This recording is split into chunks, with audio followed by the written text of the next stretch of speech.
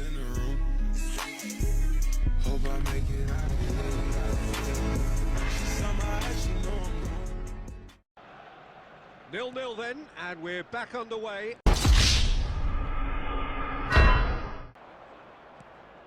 Now it's in. Required a bit more oomph.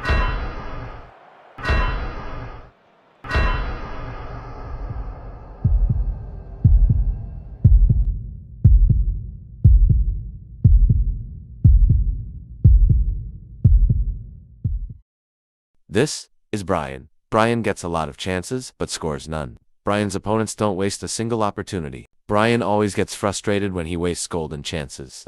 Are you Brian? If yes, then this video is made for you. Just sit back, relax, and enjoy the video.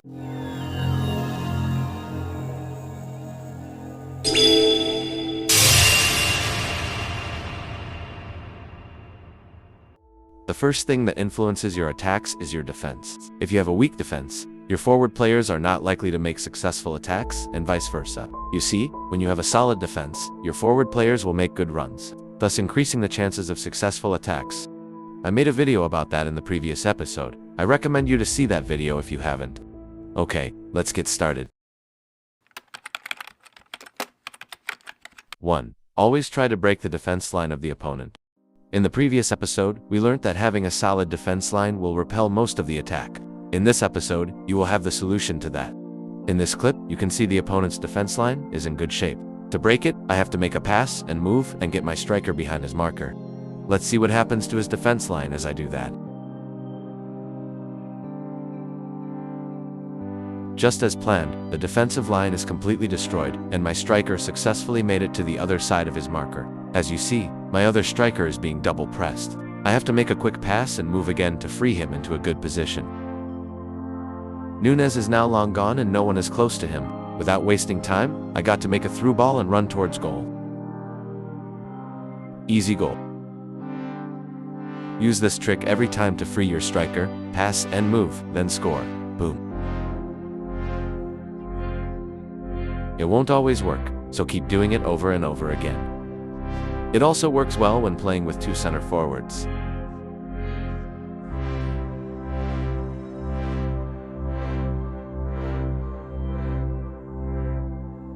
The second attacking tip is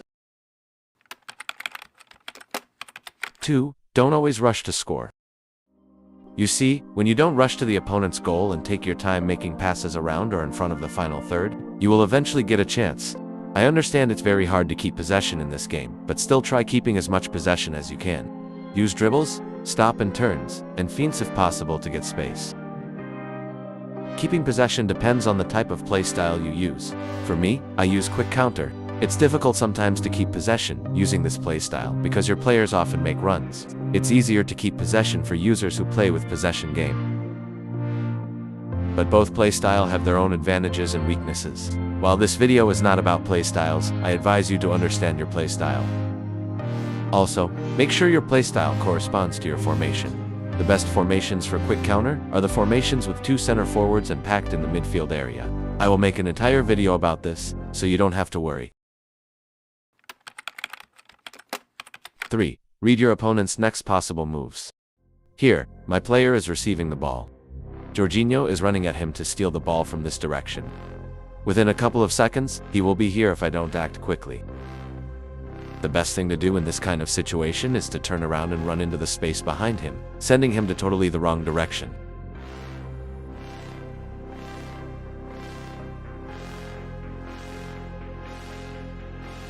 Unluckily, I couldn't break his defensive line, so I had to pass back to not lose the ball trying to force my way through. This is another example of how you should read your opponent's next move. My player is receiving the ball under pressure. When receiving the ball, you shouldn't focus on your player. Instead, keep a close attention to the marker and read his next possible move. At this point, the defender turns to my player to steal the ball. Mbappe is no match for this kind of defender, so his only advantage is to run away with the ball. I did the same, keeping as much distance between the ball and the opponent. Watch closely what happens here. I used the same trick that I used earlier. It's very effective. The defender instantly lost track of the ball. Unfortunately, it hit the crossbar but scored it in the rebound. 4. Deliver pinpoint crosses in front of the goal. This tactic is nearly impossible to defend against if executed perfectly. For this to work, the crosser should have pinpointed cross skill and a good long ball passing. The position of the crosser matters too. The best positions for the crosser are fullbacks and wingers. For me, I don't use wingers. Instead, I use attacking fullbacks. Here is how that works. When using attacking left back, the fullback should have pinpoint crossing skill, and for precise crosses, he should be right-footed to curve the cross in. Furthermore, the striker should have heading ability. On the other hand, the attacking left back should have pinpoint crossing and should be left-footed for precise crossing. And with that, episode 3 of Mastering eFootball comes to an end. I hope you enjoyed the video and learned new things. If you think I missed something out, feel free to share with us in the comments. These videos take a lot of time to make. If you enjoyed the video, like, share, and if you are new here, subscribe. Keep living, keep playing eFootball, and keep winning. See you in the next video.